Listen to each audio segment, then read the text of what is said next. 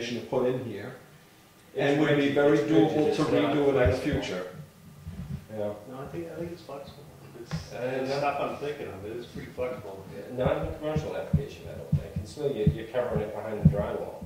It might not be flexible, but I'm sure that in the future, if renovations were to be done, they could salvage a good part of it because they could bond it together. You know, they could take a 10-foot section, cut it down to a 9-foot section, and splice it together. Save it. So I don't think the materials list would be that, but we, you know, I certainly think, and like I said, whether, you know, we talked about putting together some money, put into an account that can be spent towards that. Well, we have our renovation grant. Warrant article, which, you know, we talked about that the other night about, you know, like, let's put some more money into that.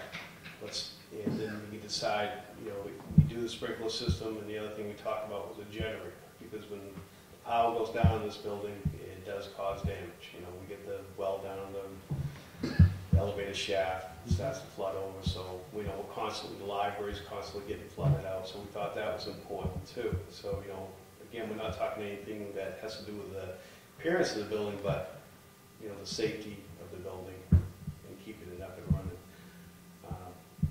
You know, I don't know, you know, I know what you're talking about, Ken, but the price that we had quoted for us for the sprinkler system, I thought was pretty reasonable, that even if we had to do some moving around when we did the whole project, that it wasn't going to be that significant where we could actually functionally use the building and be within code.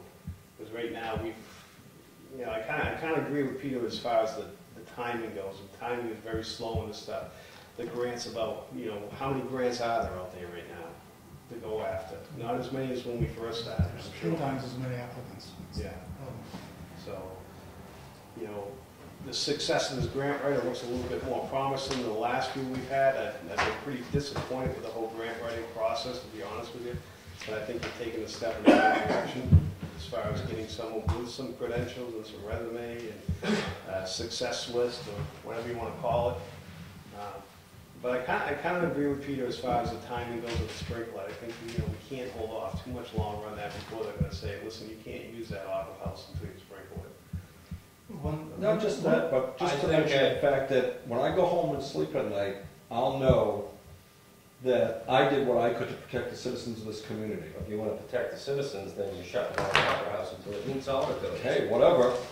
You know? And I think as we were talking, as the other bonds mature and were passed, is the time to bond the whole thing.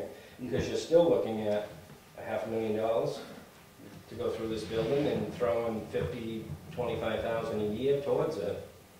It'll never get done. What was the capital improvement team's suggestion of when we should bond this? 2015 actually, started 2014 with the on the March ballot. Yeah, that's, again, that's two years down the road. Yeah. What was the sprinkler quote?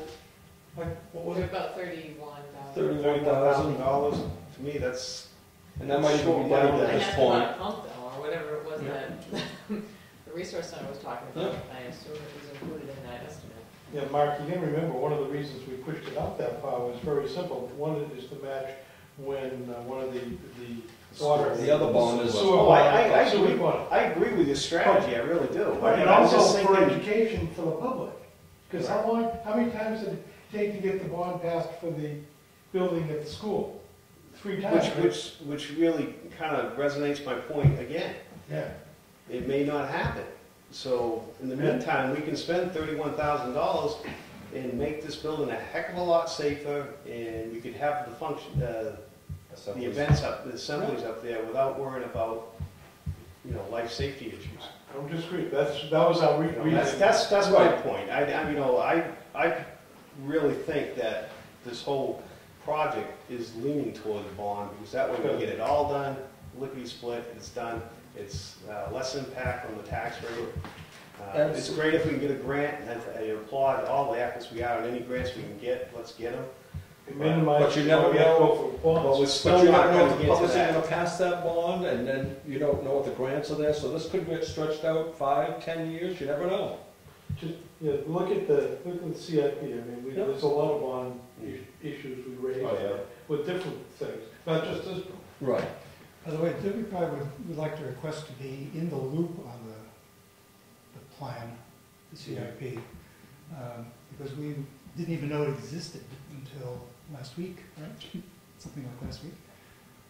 And while we're not, you know, we're an agency of the town, we're not a department of the town, it still seems to me that we've spent a lot of time thinking about the planning of this building, and it should be part of that overall Yep. plan. Absolutely. Oh, I agree. So it might even be, but we Like you don't- said, Victor, we got the plan. You know, Yeah, we know- put picture, just so you know, we did put the entire cost for the building and increased it by 3% a year, 4%, just to bring it up from what the original quote was. So we would cover not only the second floor, but also what you guys are trying to do up on the third floor too. Just as so we had all bases covered.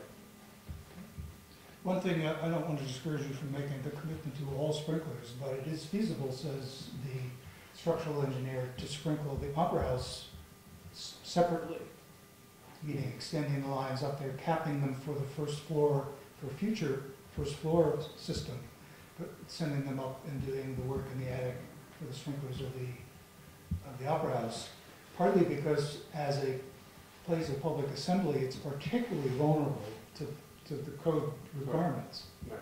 Not that the first floor isn't, but it's I mean, egregiously vulnerable to the requirements of the code because of a public assembly. But that wouldn't make much sense either. If you're all up there and the fire starts underneath you, Sure. it's gonna burn from the bottom and you're down to your one stairway. I mean, it needs it, it definitely needs it. I think what we need is the letter from the fire marshal's office saying, by 2012, we want this, 2013, we'll allow that, 2014, that. And, because if it's the sprinkler and the vestibule, we need to make them happy, then we should be looking at both of them. Yeah, I think the comment you made is pretty true too. The sprinkler system kind of calms down all the other stuff. Oh yeah, once it's fully sprinkled building, not a partial one, a fully sprinkled one, yeah, everything disappears. Your travel ways, to the exits and things like that, your reduction in sizes of the exit, it all just disappears. Especially when we're on town water here. Right. We don't have a well, holding tanks and all that. We've got the city water to tie into. That's what's going to make it I affordable. wonder what it does to the insurance. Should have to put them in building as well. The insurance company is just starting to realize it's a benefit. They're used to the mentality from Hollywood that you see every sprinkler going off. It's only one. That one sprinkler The one goes that gets off. hot. Exactly. That one goes off, puts the fire out, you come in with shop vacs and clean up the water. Then you save the building. So the insurance companies are just starting to reduce it. They weren't actually charging more for having it because of water damage, such as the school when they all froze. Well, I think it would be useful. I didn't expect us to come to any conclusion on this, but I Yeah. think it would be important for us to work more closely together on the sequencing of potential work, so we can also make decisions. The last thing on my agenda is just, it's a complicated thing. I have no specific recommendations at this point. As you probably know, many of the people who have served on the WPI board and on the Upper House Committee before that finally said, okay, we've done enough, and retired in 2010. We've had a very difficult time exciting anybody about that job, becoming a board member, partly because so little has apparently been done in the last 5 years. And that's notwithstanding the roof, the fixing of the roof and the balcony. But from the point of view of finding volunteers to work on this and do the fundraising and do the donor raising and do all the things, we're not having any luck at all. This has led us to at least consider shifting our gears rather substantially. Before, our policy was that we would work with the town to get all of the dull, unattractive, but essential infrastructure done first before we did any of the sexy stuff. Seats, paint, photographs, decoration, whatever. We're beginning to think that that may be working against us and that we may need to make a bolder visual statement to get people excited about the potential of continuing to renovate the Opera House. We don't know what that is, It could be the completion of the ceiling, which is, apparently you've discussed that or whatever. Either the replacement or the repainting of the ceiling, including all the new lighting, new HVAC registers, whatever is required to finish all that, even if the systems to operate the HVAC are not present, for example. That would make a remarkable change in the Opera House, both in terms of, if you can imagine that color scheme that you see in the balcony extended to the entire room, that's one change. When you turn on the balcony lights, there's more light in the balcony than there is in the entire rest of the room We together. always turn them on just to get the light down low. And if you can imagine that extended, that whole design extended over that full How much room. money do you guys have in your accounts? We have $27,500 in unrestricted money, and we have $64,500 in restricted money. What's it restricted for? The only thing we're talking about is restricted. Anything that goes to a capital improvement of the town hall, not an operating, but a capital improvement is eligible for the restricted money. Yeah. It comes from different pots because the money came to us with different. And we have Different. 36, almost 37,000 in the capital reserve. We are currently expecting to use a great deal of the operating money on the grant writer, Yeah. because we want to move that along as quickly as possible and don't want money to be the obstacle, particularly if she's any good, which we think she is. So, again, we don't have a specific recommendation at this time about what we would like to do, but it feels a little bit like you should be aware that there's a slight separation of ways in terms of priorities. Another example of something which we could install, which would make a visual difference and a practical difference, would be the aluminum lighting truss that would light the front of the stage with theatrical lights. That would require electrical work.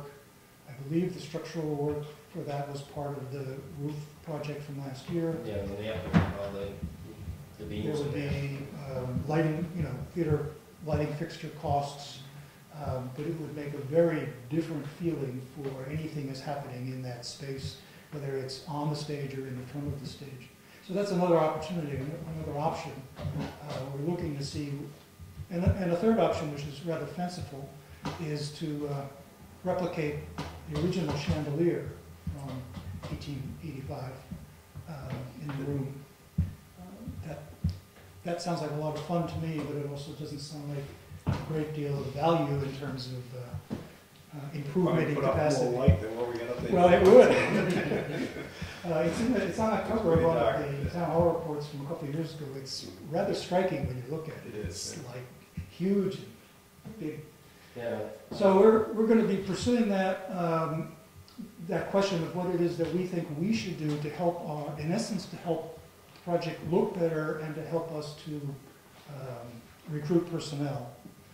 We're working with the architect Paul Goslin. We're working with Jane Moran, the structural engineer, and we haven't yet, but we will be working with Pam Judge to make sure that our priorities and our recommendations are consistent with the Heritage Commission. I'd suggest, it looks like we have about 100 to 120,000 between the two of us, that you guys look at replacing that ceiling up there with drywall, getting your lighting updated, the sprinkler in at that same time, and upgrade the insulation in that ceiling. Because there's only 6 inches of insulation in that ceiling. All that heat is going right straight through And the roof. it's very, very bad state. Exactly. So, I mean, I would look at that, and if you could get that top encapsulation done, we've got the roof done, then that top, then we're really, the main part is this core downstairs for the next phase. Well, I'll And that may- put together some specifics on that. So Yeah. come up with Yeah. a whole work plan. Partly because anything that happens in that room is going to have a big impact on Ed's work with OPAC and the schedule of performances, as well as deliberative sessions and meetings and We can agendas. meet elsewhere. Yeah, lighting definitely would have a big Yeah. impact. Would definitely.